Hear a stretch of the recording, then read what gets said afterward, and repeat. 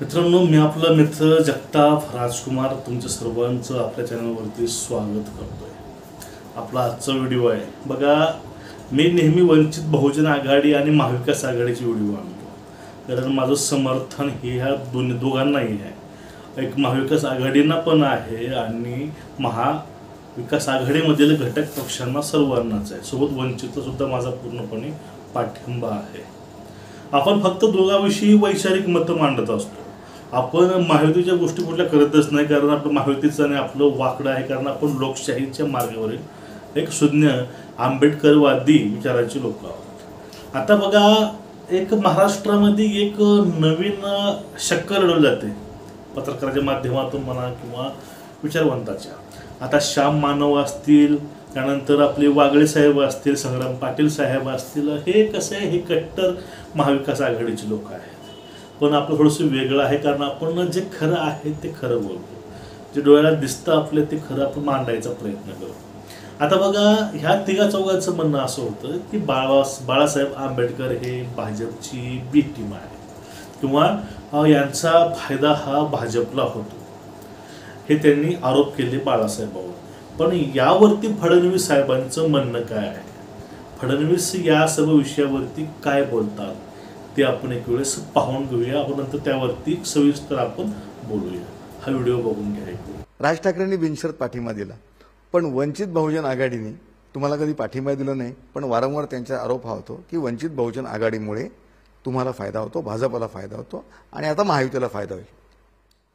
असं आहे, वंचित बहुजन आघाडी सातत्याने आमच्यावर टीका करत महाविकास आघाडीशी चर्चा करत होती, तेव्हा ते अतिशय चांगले होते, ते उत्तम होते, त्यांच्यापेक्षा उत्तम कोणीच नव्हतं. आणि चर्चा तुमची निष्फळ ठरली तर आमच्या डोक्यावर का आरोप लावता? तुम्हाला संधी होती ना, तुम्ही त्यांना द्यायची असता त्यांनी मागितलेल्या जागा. पण त्यांच्या इंटेन्शनवर डाऊट घेतात की त्यांना यायचंच नव्हतं, केवळ चर्चा सुरू होती. असं आहे की ज्याला आपण आंबट द्राक्ष म्हणतो तशातला प्रकार आहे, ही कोल्हेपोई आहे. मी एक गोष्ट निश्चितपणे सांगतो की हे जे पक्ष आहेत, शिवसेना म्हणजे उद्धव ठाकरेची उभाटा सेना असेल किंवा काँग्रेस असेल किंवा शरद पवारांचा पक्ष असेल, यांची अपेक्षा अशी आहे की इतरांनी सगळ्यांनी यांना बिनशर्त समर्थन द्यावं आणि त्याग करावा. असं इतर कोणी करायला तयार नाही आहेत. आणि मग त्यांनी त्याग केला नाही की त्यांच्या इंटेन्शनवर त्या ठिकाणी ते प्रश्नचिन्ह निर्माण करतात. मला असं वाटतं त्याचं उत्तर वंचित बहुजन आघाडीचे जे प्रमुख आहेत, ॲडव्होकेट प्रकाश आंबेडकरजी बाळासाहेब, ते देतील. तुम्ही सर्वांनी व्हिडिओ बघितला असेल बघा. शिंदे आणि अजित पवार भाजपमध्ये आले, त्यांनी आपले पक्ष मूळ सोडले आणि ते दोघंही भाजपमध्ये आले. त्यानंतर महादेव जानकर रासपचे. आता यांना सर्वांना बघा, सीट शेअरिंगवरनं फडणवीसांना कोणाला नाराज केलं नाही आणि त्यांनी एक आपली अखंड युती ही कायम ठेवली लोकसभेला. त्यामध्ये कोणी नाराज नाही, कोणी नाराज असतीलही त्यांना त्यांचे रुसवे फुगवे काढून पण त्यांना सोबत ठेवलं. एका माळेमध्ये सगळ्या गोष्टी ज्या आहेत, सगळे तिन्ही पक्षाचे लोक हे त्यांनी गुंतवून ठेवले किंवा एखादं ते दामवून ठेवले. ते कारण कुठले असतील ते असो, ते आपला विषय हा नाही आजचा. आपला विषय कुठला आहे समजून घ्या. आता नेहमी आघाडी म्हणते की प्रकाशजी आंबेडकर ही बी टीम आहेत किंवा मते खायचे काम करतात महाविकास आघाडीचे, किंवा अजून त्याच्यावरती हे बोललं जातं की प्रत्यक्षपणे ते सहकार्य करत आहेत भाजपला. बघा, तुम्ही थोडंसं पाठीमागं चला. ज्यावेळेस प्रकाशजी आंबेडकरांची आणि महाविकास आघाडीची युती होती, म्हणजे काय, पूर्वी शिवसेना आणि आंबेडकरांनी दोघांची युती झाली होती, तिथे तुटली युती ह्या इलेक्शनच्या वेळेस. पण ज्यावेळेस यांची युती होती, यांच्या जागेच्या वाटाघाटी चालू होत्या, त्यावेळेस प्रकाशजी आंबेडकर चांगले होते, म्हणजे आंबेडकरवादी होते. ते पूर्णपणे संविधान वाचवायच्या गोष्टी करायचे. ते भाजपचे समर्थक नव्हते, तरी भाजपचे ती बी टीम त्यावेळेस नव्हती. त्यावेळेस प्रकाशजी आंबेडकर हे खरे देशभक्त वाटायचे आघाडीला. पण आता काही कारणास्तव यांची युती तुटली. हे एकत्रित येऊ शकले नाही, मग लगेच त्यांना वाटतं की हे नाही, हे भाजपचेच लोक आहेत, हे भाजपला समर्थन करतात, हे आपले मतं खातात. आता मतं खायची गोष्ट आहे, आपण त्याविषयी काहीतरी सविस्तर बोलूया की मतं काय खाल्ले जातात, विचारसरणी काय असते, लोक मतदान कोणाला करतात, वोट करायचे कारण काय आहेत, आपण काहीतरी या विषयात आपण नंतर एक अलग व्हिडिओ आणतो. पण आता विषय आहे जोपर्यंत एखादा व्यक्ती आपल्या सोबत नसतो मग त्यावरती आरोप करायचे, आणि जो व्यक्ती आपल्या सोबत जोपर्यंत आहे तोपर्यंत त्याची वाहवा करायची. आता बघा, आपण बाळासाहेब आंबेडकरला म्हणतो की बी टीम, ए टीम, सी टीम काय असेल ते असेल, किंवा भाजपला समर्थन करतात. जर ह्या गोष्टी असल्या असत्या तर प्रकाशजी आंबेडकरांनी काही ठिकाणावरनं राष्ट्रवादीला म्हणा किंवा काँग्रेसला पाठिंबा दिला नसता, आणि आंबेडकरांनी प्रत्येक जिल्ह्यामधून आपले उमेदवार उभे केले असते. त्यांचं जर पर्पज एकच फक्त एवढं असलं असतं की फक्त आपल्याला मतं खायची आहेत, तर त्यांचे उमेदवार हे प्रत्येक जिल्ह्यामध्ये असले असते. हा मुद्दा पहिला नंबरचा मुद्दा आहे आपला. म्हणजे याचा अर्थ कुठेतरी लोकांची दिशाभूल करून एखाद्या व्यक्तीच्या विरोधामध्ये विचार मांडायच्या गोष्टी सध्या करत आहे आघाडी. कारण त्यांनाही माहिती आहे की बाळासाहेबांच्या पाठीमागे बहुजन समाज, एससी समाज, आदिवासी समाज हा पूर्णपणे गेलेला आहे, मुस्लिम समाज गेलेला आहे. अशा वेळेस बाळासाहेबांनी मुस्लिमला आपली जिम्मेदारी दिलेली आहे. ह्या गोष्टी असतील, फक्त यांच्यापासून थोडंसं मतं दूर करायचे काम आघाडी करते की काय, हे पण या ठिकाणी वाटतं.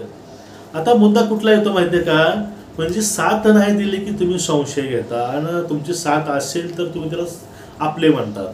म्हणजे आपला पक्ष म्हणा किंवा आपलं अस्तित्व संपून का जाईना, त्यांना साथ दिली पाहिजे. मग एक समोरचा व्यक्ती चांगला आहे, एकनिष्ठ आहे, तो लोकशाही वाचवायचा प्रयत्न करतो असा समज झाला.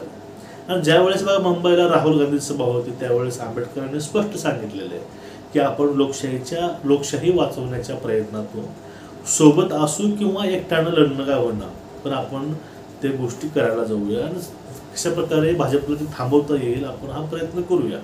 ठीक आहे, ह्या चुकीचे यामध्ये मला वाटत नाही यामध्ये काही चुकीचे काही गोष्टी असतील का. जे चालल्या गोष्टी सी टीमची, बी टीमची, ए टीमची, आता काँग्रेसची आणि शिवसेनेची विचारसरणी हे पूर्ण वेगळी होती. शिवसेनेची, राष्ट्रवादीची यांची पण विचारसरणी वेगळी होती.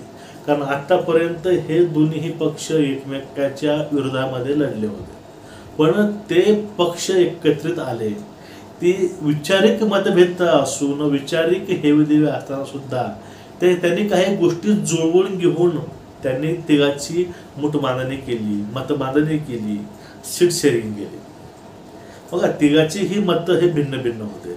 राष्ट्रवादी आणि काँग्रेस दोघांची युती होतीच पूर्वीपासून, पण या ठिकाणी मध्ये शिवसेना हे आली ठाकरे गटांची, आणि त्याने जुळवून घेतलं. पण या ठिकाणी एक समविचाराचा पक्ष आहे वंचित, त्यानं जुळवून घेतलं असतं तर एवढे काही गोष्टी झाल्याच नसत्या. पण या ठिकाणी बाळासाहेबांचं एक वाक्य आठवते मला, ते म्हणजे काय, फक्त वंचित तुम्हाला मतासाठी पाहिजे का, वंचित फक्त प्रस्थापितांचे किंवा विरोधक प्रस्थापितांचे फक्त घराणेशाही पोसायला तुम्हाला पाहिजे का, किंवा आम्हाला तुम्ही बघा ध्यान ठेवा, फक्त ह्या लोकांना वंचितचे मत पाहिजे होते, पण त्यांना सत्तेमध्ये वंचित त्यांना रुचली नाही, रुचणारे नाही. हे आताचा इतिहास नाही, हा इतिहास बाबासाहेबांपासून चाललेला. ह्या लोकांनी पहिलं बाबासाहेबांना पण विरोध केला, म्हणून बाबासाहेबांचं राजकारण हे सर्वापेक्षा वेगळं होतं. त्यांनी एक नवीन पक्ष काढून त्यामुळे त्यांनी राजकारणामध्ये उतरले, पण त्यांनी कधीच आपल्या राजकारणामध्ये द्वेष म्हणा किंवा अशा कोणत्याही गोष्टी त्यांनी केल्या नाहीत. राजकारण हे राजकारण ठिकाणी योग्य पाहिजे आणि समाजकारण हे त्या ठिकाणी योग्य पाहिजे. पण या ठिकाणी राहून एकच प्रश्न येतो, म्हणजे एखादा व्यक्ती आपल्या जोपर्यंत सोबत आहे तोपर्यंत चांगला आहे, आणि तो व्यक्ती आपल्या सोबत नाही म्हणजे तो वाईट होतो. आता महाविकास आघाडीमधील काही लोक फुटून हे भाजपसोबत गेले. ते पूर्वी चांगले होते म्हणून ते CM होते, डेप्युटी CM होते, मंत्री होते, आमदार होते, खासदार होते, पण ते इथून फुटून तिकडे गेले म्हणजे ते वाईट झाले का. म्हणजे हाच प्रश्न कळत नाही, आज उत्तर काय मिळू शकेल नेमकं, वाईट कोण आहे? की आपलेच लोक तिकडे जातात, तिकडे जाऊन आपलं पोट भरून खाऊन परत ते इकडे येतात. म्हणजे ते लोक चांगले असतात, ते लोक कुणाची बी टीम नाही, हे नाही. पण वंचित आतापर्यंत कट्टर विरोधक RSSचा आहे, ती बी टीम कसं काय होते? तुमचं एकूणच याविषयी मत काय आहे नक्कीच कमेंट करून सांगा. आणि चॅनलला आपल्या सबस्क्राईब करा, जास्तीत जास्त व्हिडिओ शेअर करा.